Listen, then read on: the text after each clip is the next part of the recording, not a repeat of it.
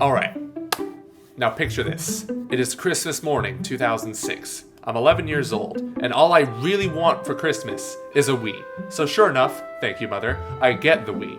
But the most important thing that I received was a little game that'll forever change me as a gamer, called The Legend of Zelda Twilight Princess. Back then, the only Zelda game that I played was Oracle of Seasons for the Game Boy Color, and I also dabbled a bit in Ocarina of Time at my friend Brandon's house in kindergarten. Now he tells scary stories on the internet. You should check him out. So on that fantastic Christmas morning, we played some Wii Sports, and then I locked myself in my room to play Twilight Princess for the entirety of that day. Good times. Can you stop reminiscing and get to the point already? Oh, hi Conrad. How's life up in Norway? You know, I can't complain. The healthcare is free and so is the tuition. Yeah, f*** you. So I take it you're here to help me with my Twilight Princess HD review. That's right, Joseph. With my extensive knowledge of the Zelda universe and timelines, I will help you review one of the most beloved games in the series. Well, with Zelda U on the horizon and Nintendo continuing to tell us jack shit about the game, let's get started on this review.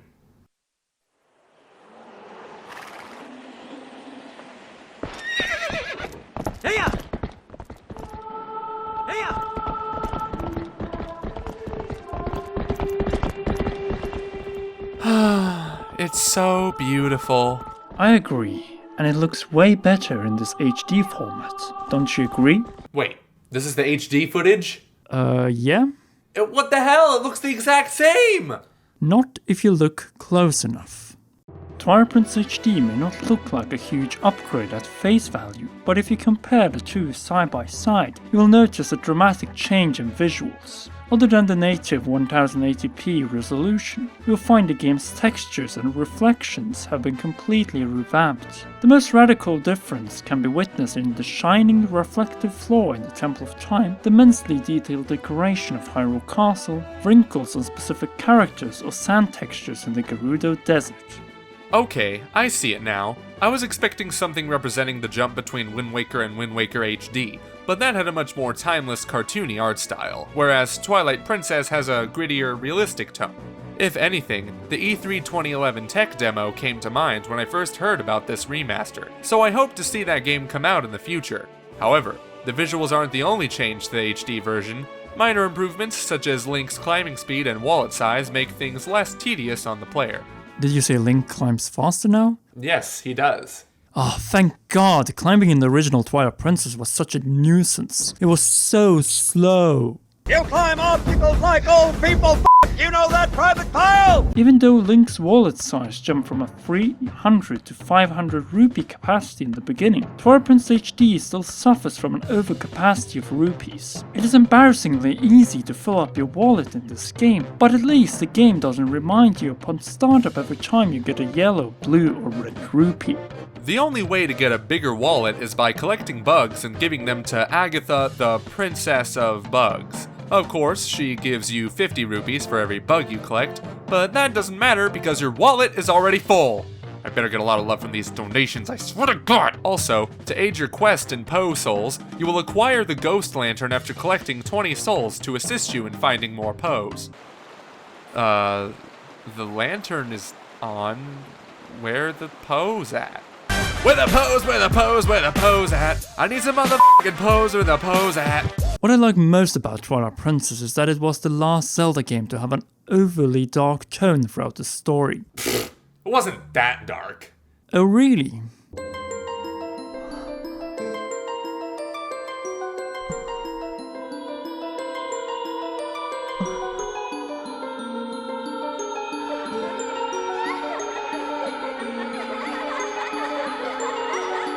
Next to Majora's Mask, Twilight Princess's story is one of the darkest ones in the series, thanks to the inclusion of the Twilight Realm and characters such as Midna and Zant. Midna is quite possibly the best Zelda companion to date, as she not only has a charming, albeit somewhat annoying, personality, but she goes through some deep personal growth throughout the game. But I gotta say one thing that some of you are probably going to hate me for. After playing this game again, I think it's time for the Zelda franchise to have voice acting. Absolutely not. Oh, come on, Conrad. You gotta admit that reading text while watching these characters mouth their lips and do unintentionally sexual moans is a bit dated now, don't you think? Okay, maybe a bit, but I still stand by the notion that if they ever do voice acting, they should do something similar to Shadow of the Colossus with a made-up language. You mean they would speak Hylian instead of English, Japanese, or Norwegian? Precisely. It would immerse players in the world much more than any language on Earth. Fine, as long as we can admit that voice acting is the piece that all true warriors strive for. You're disproving your point right now. Those games came out 20 years ago. Move on.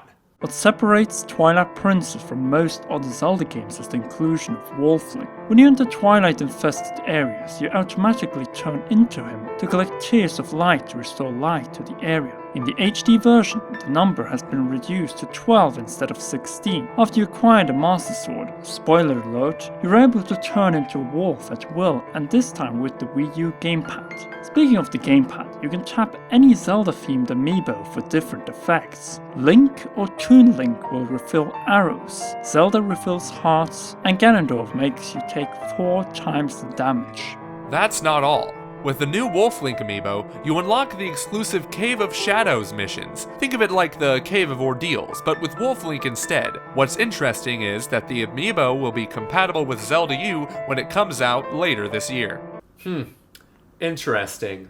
Conrad, you're a Zelda theorist. Tell me, what do you think the Wolflink amiibo is going to do in Zelda U? Hell if I know. That's it? That is what ultimate Zelda theorist Commonwealth Realm can think of right now? It's about 4 in the morning where I am, Joe, so I don't have time to think about such things. What I admire most about Twilight Princess is the clever dungeon design, accompanied by items new and old. I mean, bruh. The iron boots, magnetized ceilings, bruh. And don't even get me started on the spinner. Bruh.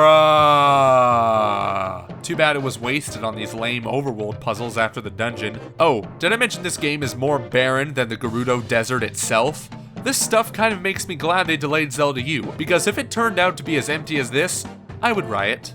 You bring up a good point about the spinner, Joseph. It's kind of reflective of most of the items in the game. They don't have much of a use outside of the respective dungeon, with the exception of the bow and arrow, bombs and claw shots. This was also the first game to introduce dual claw shots, making for a new layer of verticality, especially at the city in the sky, the home of the Ohta. Oh god, not those things, anything but those! What's wrong with the Ohta? Everything! I mean, look at them with their faces and... Are those tits? This is a Nintendo licensed game, and they put tits in this video game. And the sounds they make!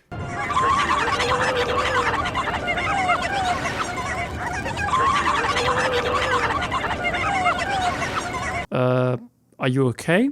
I'll be just fine. Well then, I think Joseph and I can both agree that even though Twilight Princess has its flaws, like 5 pieces of heart instead of 4, Legend of Zelda Twilight Princess is a game worth revisiting. If you never played it before, this is definitely the version to get, even if the improvements are relatively minor compared to other remakes we see around. But one more thing. These stamps. Oh, come on, I wanted a heart piece, not this stamp bullshit. Maybe if you didn't take so long to come out with this review, you wouldn't run into that many stamps. Yeah, Joey, the game came out a month ago. Why are you waiting until just now? Hey, come on, guys. I have a life outside of YouTube. Luis makes videos every f***ing day! Well, Luis isn't human, so... Why you always gotta be late, huh? He calls himself a game journalist. Come on, man. You Blizzard ranting. I'm just talking about John He can eat a pizza and a cheesecake, and he has a little bird. You have nothing. Hey guys, it's Joey. Don't worry, I'm still alive, unless you didn't want me alive. Then worry all you want. Took me longer than expected to come out with this review as usual, but I'd like to thank Conrad, aka Commonwealth Realm, for assisting me in this video. If you're a fan of Zelda and Metroid theories and are super hyped for Zelda on Wii U, you owe it to yourself to check out his channel. With that, I'm Joey Ferris, and I'll see you on the next ride.